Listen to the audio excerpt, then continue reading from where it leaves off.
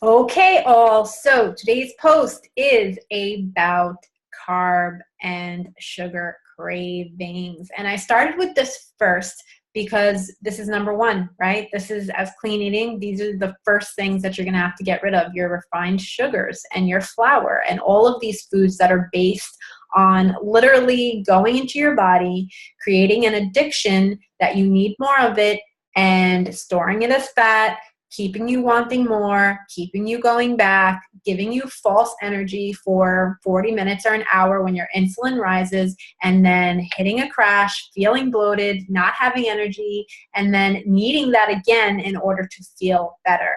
So as you saw in my post, it is no different than an addiction to drugs or alcohol or gambling or anything else. If you are constantly feeding the addiction, so you're doing it, you're eating it, you're having it, first thing in the morning for breakfast, your croissants, your donuts, your bagels, all that fun stuff.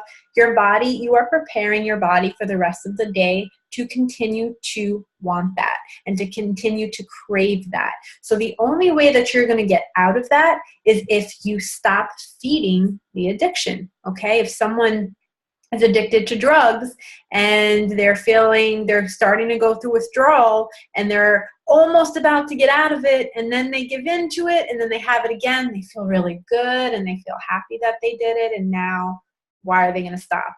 But then they try to stop again, and then they come back. So for those of you that have been through this sort of cycle of like where you've been really good for a while, and then you have like a piece of it, of bread, or you have a piece of pasta, and then it turns into, I had it yesterday, so I'll just have it today. And I had it yesterday and the day before, I'll just have it today. And you start that addiction again, you're never going to break free of the cycle.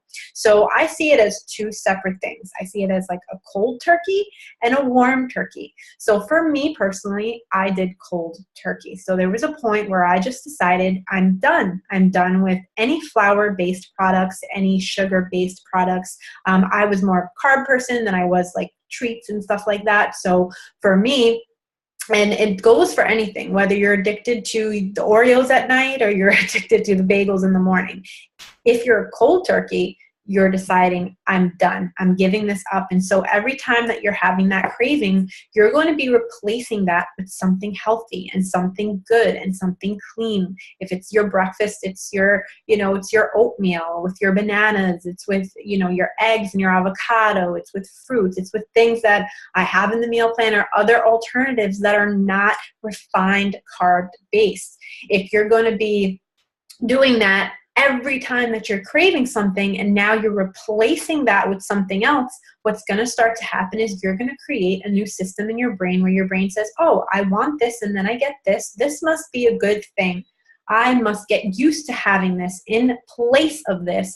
And so if you stick with it and you have the willpower and the why power and you've decided and you've determined for yourself that there is no other way than to get through this other than cutting it out completely, you're making that decision, and that is it. You are replacing it every single time. That's your cold turkey. That's if you are like, woohoo, willpower, you can do anything you put your mind to. If you're someone that kind of, when I do something, I kind of do it. I don't really do it full-hearted. I kind of dibble-dabble in it. You're going to be warm turkey. So you're going to start off with your smaller portions of your carbs. So if you're getting a bagel every morning, have a half a bagel, get a mini bagel, get something where you're not getting the full dose. Let's say it's a drug, okay? You're not getting the full dose of the carb. You're starting to cut it out. If you're going to order Chinese food, which I hope you're not doing, and you're getting white rice or, your Spanish food or whatever, and you have rice on your plate and it's white rice, cut it in half. Don't have the full portion of it. Start slowly with that. Another great way is substituting. They have so many substitutes out there, guys, and I post about this on my page all the time. You have your lentil pasta, your quinoa pasta, your buckwheat pasta, chickpea pasta. There's other pastas out there that are not flour-based. You want to stay away from this enriched flour and this whole wheat craze that everybody was on and, get whole wheat is better for you.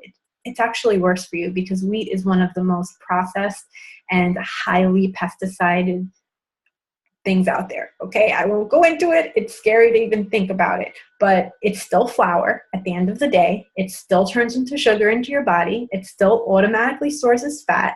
And yeah, so it's maybe a little bit better than the white flour that's bleached with chemicals, but it's still chemically treated. It still has things in it that's not good for you. And it's still going to go into your body and trigger into your brain to eat more and have more, because you're never going to be satisfied with that. Okay, why can you go back for 3 plates of pasta? Because you're not getting the nutrients that you need from that. There's nothing in there that's giving your body anything that it needs. And some people, oh, well, it gives you fiber and it gives you it doesn't give you anything. There's nothing in there that's good for you. It is automatically storing as fat.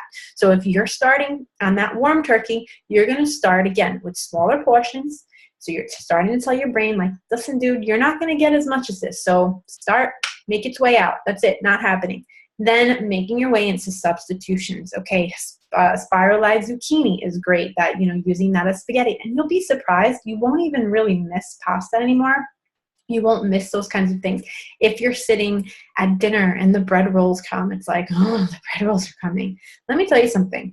There's a reason why you keep going in there. There are chemicals and additives that are added to that bread that are keeping you eating it. Do you want that? Do you want to have absolutely no control of what it is that you're doing in your life? So what I started doing, because of course it comes and you want that, is changing what you're saying to yourself. Instead of saying like, I can't have that, that's not good for me. And everybody around you be like, just have one more. Just what's the big deal? It's not going to kill you. You've been good. Instead of doing that, I don't want that.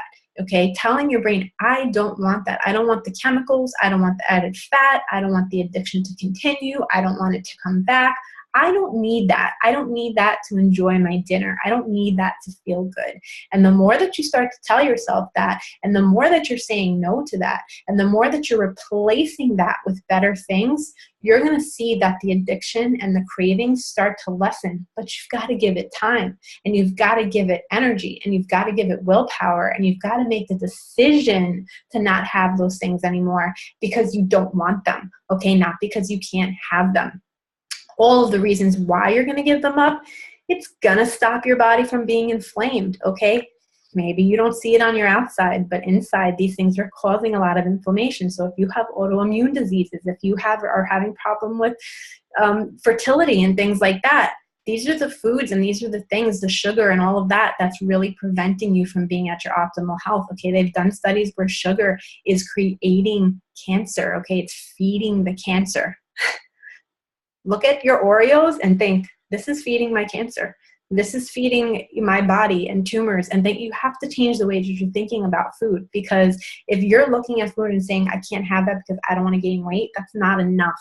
That's not enough for you to not eat it or to change the way that you're doing things. If at night you see that, okay, I know my habit and I know my trigger when I sit down at night to watch TV is to grab the treats and is to grab the cookies and the chips or whatever, you're getting different things to put out. Maybe you're putting out some carrots and hummus if you're a chip person. Maybe if you're into chocolate, you're getting a little piece of dark chocolate, which is actually good for you. And it's already out and you've already decided and you've already planned in your mind, this is what I'm having when I sit down to treat myself tonight. And you're changing your habit. You're changing your mindset. You're changing the way you're thinking about the food. See, the problem is that everyone goes into these diets and they're counting points and they're doing all of these, little things, and they're looking at, how many of this and how many of that. It really comes down to your portions, your portion control, and your mindset, okay? Because if you have the mindset that these things are not good for me and therefore I don't want them in my body, it's very different than having rules of things that you can and can't have. And what's going to start to happen is you're going to feel the difference. You're going to have more energy. You're going to be less bloated. You are going to lose the weight. You are going to feel a lot better about yourself. And then it's going to force you to start opening up to other things that you need to eat. I was so picky. All I ate was pizza and waffles and carbs and chicken. That was like my 4 main things. I didn't eat anything green. I'm a vegetarian now. Please, if you would have told me I was going to be a vegetarian 4 or 5 years ago, it was a joke. I made fun of them. Okay, so anybody can change. Anybody can change what they're doing. This doesn't mean that you're not ever having it. Okay. I never want anyone to feel like they are limited and, you can't eat this and never eat that. I do once in a while, but I know it's a treat. I know that it's only at that moment, at that time, and then I don't let it go into the next day.